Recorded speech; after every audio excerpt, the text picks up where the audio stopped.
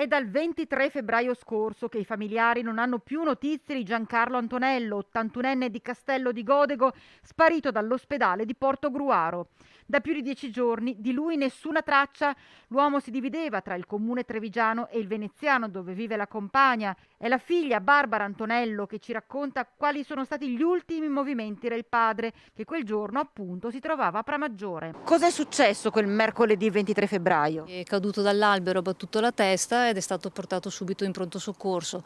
Da lì ci sono stati fatti 3 punti, un TAC, 81enne che non vuole rimanere in ospedale, che è entrato in un stato di agitazione e quindi sono stati avvisati i familiari, in questo caso la compagna, però purtroppo non ha atteso l'arrivo della compagna ed è uscito autonomamente a piedi e da lì già con una botta in testa alle 11 di notte da solo, con problemi insomma di un inizio di demenza senile, sta prendendo dei farmaci che tra l'altro ha sospeso già ormai da 10 giorni e quindi è un uomo in evidente difficoltà. L'idea sua quando è uscito dall'ospedale era proprio di rientrare a casa, a Castello di Godego. Barbara Antonello lancia al proposito un appello su due versanti. Io vorrei prima di tutto chiedere chi ha delle proprietà, non so, delle tettoie, dei ricoveri di attrezzi, delle case abbandonate, di per favore, se è da un po' che non vanno, di andare a vedere che magari si è